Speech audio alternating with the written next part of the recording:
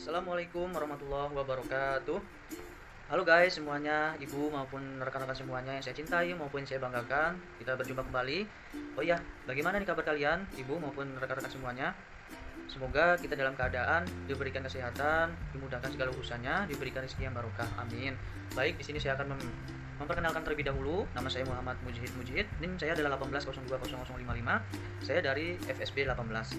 Baik, di sini saya juga akan menjelaskan atau mempresentasikan mengenai jawaban UTS saya, yaitu mengenai peran AMDAL dalam perizinan berusaha berdasarkan Undang-Undang Nomor 11 Tahun 2020 dan PP 22 Tahun 2021, dan yang terakhir yaitu LHK 05 Tahun 2021. Oke, baik. Di sini saya akan menjelaskan, memaparkan, mempresentasikan jawaban UTS saya, tetapi alangkah baiknya di sini saya akan menjelaskan dulu awalnya, yaitu mengenai AMDAL terlebih dahulu. Jadi AMDAL itu adalah dokumen lingkungan yang diwajibkan untuk kegiatan yang memiliki dampak penting terhadap lingkungan hidup, atau juga AMDAL itu bisa disebutkan dengan suatu penelitian yang dilakukan untuk bisa mengetahui dampak lingkungan yang ditimbulkan atau yang diakibatkan oleh adanya suatu kegiatan yang direncanakan, seperti proyek pekerjaan baru. Nah guys, tadi kan saya sudah menjelaskan mengenai pengertian AMDAL itu sendiri. Nah di sini saya akan menjelaskan itu tujuan AMDAL itu sendiri guys. Nah tujuan AMDAL itu sendiri yang pertama yaitu sebagai suatu acuan guys dalam mengambil kebijakan terkait kelayakan pada suatu rencana usaha ataupun kegiatan lingkungan hidup. Yang kedua, sebagai masukan dalam menyusun desain yang sifatnya teknis dalam suatu rencana dan juga kegiatan usaha guys. Nah yang ketiga, tujuan AMDAL itu sendiri selanjutnya sebagai masukan guys dalam menyusun suatu rencana pengelolaan dan juga pemantauan suatu lingkungan hidup. Yang keempat, sebagai bentuk informasi untuk masyarakat terkait dampak yang kemungkinan akan terjadi dari bencana usaha ataupun kegiatan tertentu. Yang kelima guys, sebagai acuan ataupun rekomendasi izin usaha maupun kegiatan. Yang keenam guys, yaitu sebagai dokumentasi ilmiah dan legal. Dan yang terakhir, yang ketujuh, tujuan AMDAL itu sendiri sebagai bahan acuan dalam proses perencanaan pembangunan di suatu wilayah. Oke guys, sebelumnya saya sudah menjelaskan yaitu mengenai AMDAL itu apa, terus tujuan AMDAL itu apa.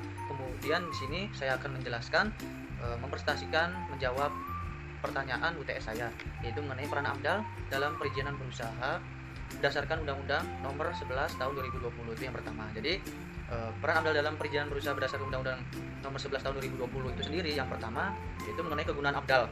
Dalam Undang-Undang Cipta Kerja, AMDAL yang dibuat oleh pemerkasa yang bersertifikat atau bisa disebut dengan penyusun AMDAL itu sendiri dijadikan sebagai dasar uji kelayakan lingkungan dalam penyelenggara usaha atau kegiatan. Nah, uji kelayakan lingkungan dilakukan oleh sebuah tim yang dibentuk oleh Lembaga Uji Kelayakan Lingkungan Hidup Pemerintah Pusat.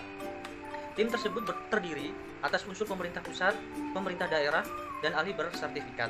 Output dari uji kelayakan tersebut yaitu berupa rekomendasi mengenai kelayakan atau ketidaklayakan lingkungan berdasarkan rekomendasi tersebut. Pemerintah pusat atau pemerintah daerah menetapkan keputusan tentang kelayakan lingkungan, dan penetapan kelayakan lingkungan tersebut digunakan sebagai persyaratan penerbitan perizinan berusaha.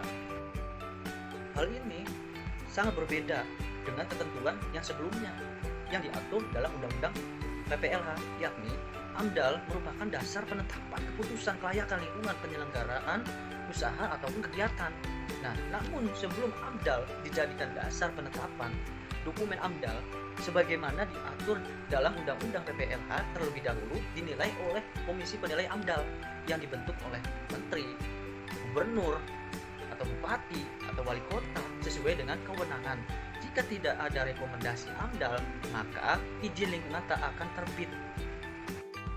Selanjutnya nih guys, yang kedua, bahwasanya Undang-Undang Cipta Kerja mengubah ketentuan nih guys, pasal 25 huruf C, yaitu tentang berkas yang harus ada dalam dokumen AMDAL itu sendiri nih guys.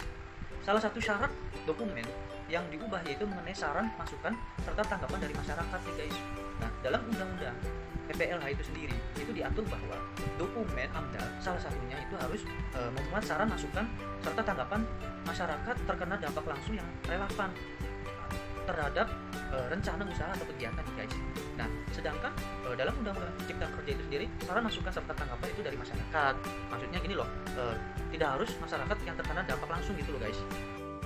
Nah nih guys, nomor 3 bahwasanya nih ya, dalam proses penyusunan AMDAL, baik itu Undang-Undang Cipta Kerja nih guys maupun Undang-Undang PPLH, itu sama-sama mengatur mengenai keterlibatan di masyarakat nih guys.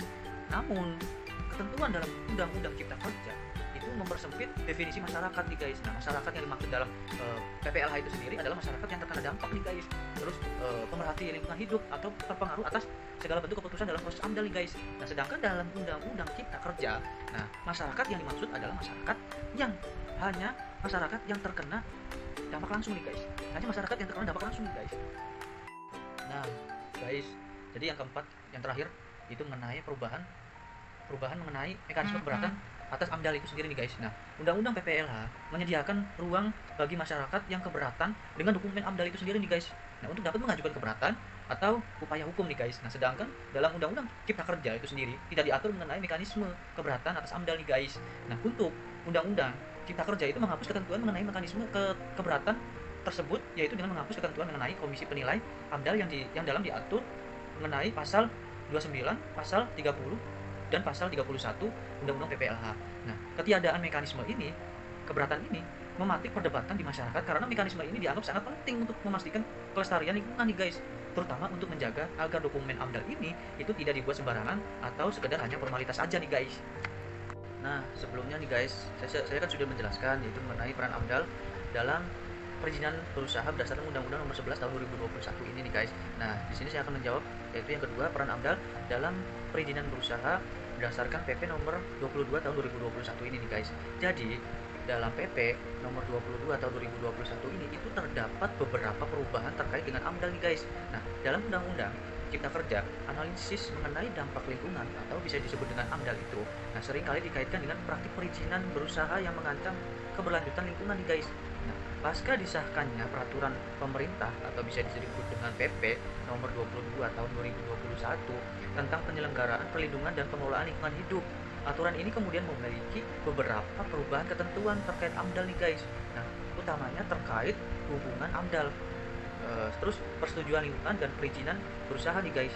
Dalam aturan tersebut, AMDAL menjadi persyaratan utama dalam pengambilan keputusan untuk memberikan izin suatu usaha atau suatu kegiatan nih guys. Nah, hal ini diatur dalam pasal 3 yang secara rinci menjelaskan persyaratan persetujuan lingkungan nih guys. Nah, diantaranya AMDAL dan dokumen UKL dan UPL. Nah, upaya pengelolaan lingkungan atau upaya pemantauan lingkungan atau disebut dengan tadi UKL UPL nih guys. Nah, yang harus dimiliki jika ingin mendapatkan persetujuan lingkungan nih guys.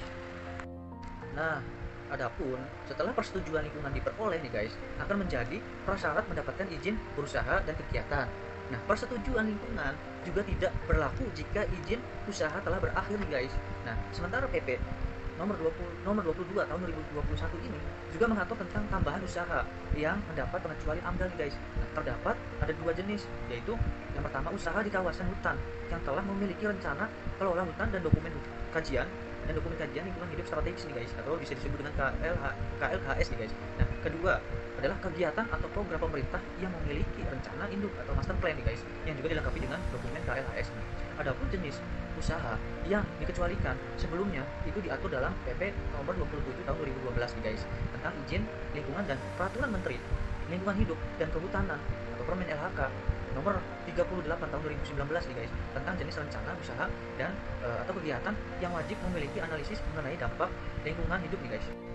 Nah, ini yang terakhir guys. Di sini saya akan membahas menjelaskan yang ketiga, yaitu peran AMDAL dalam perizinan berusaha berdasarkan Permen LHK nomor 5 tahun 2021. Jadi di dalam Permen LHK nomor 5 tahun 2021 ini itu tentang tata cara penerbitan persetujuan teknis dan surat kelayakan operasional bidang pengendalian pencemaran lingkungan. Jadi di dalam Permen LHK nomor 5 tahun 2021 ini pada pasal 3, pasal 4 dan pasal 5 dinyatakan setiap usaha atau kegiatan wajib AMDAL atau pemanfaatan air limbah itu harus wajib SLO atau surat kelayakan operasional nih guys, dan persetujuan teknis atau istilah pertek, di mana memuat mengenai yang pertama pembuangan air limbah ke badan air permukaan, lalu yang kedua pembuangan air limbah ke formasi tertentu, dan yang ketiga yaitu pemanfaatan air limbah ke formasi tertentu, yang keempat yaitu pemanfaatan air limbah untuk aplikasi ke tanah, dan yang kelima yaitu pembuangan air limbah ke laut.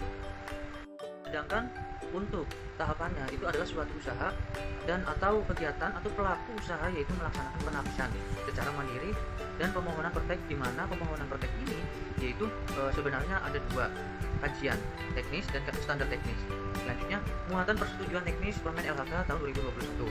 Jadi yang pertama yaitu standar teknis pemenuhan baku mutu air, limbah atau emisi. Lalu yang kedua, standar kompetensi sumber daya manusia. Yang ketiga, sistem manajemen lingkungan, dan yang keempat yang terakhir, periode waktu uji coba instalasi pengendali air. Mungkin itu saja yang bisa saya sampaikan, sedikit penjelasan, sedikit pemaparan dari saya. Bila mana dari awal sampai akhir banyak kesalahannya, saya minta maaf, maupun kepada Tuhan saya mohon ampun. Dan semoga kita selalu dalam keadaan dilindungi oleh Allah, dimudahkan segala urusannya, dan diberikan rezeki yang barokah. Amin. Mungkin itu saja, terima kasih. Assalamualaikum warahmatullahi wabarakatuh.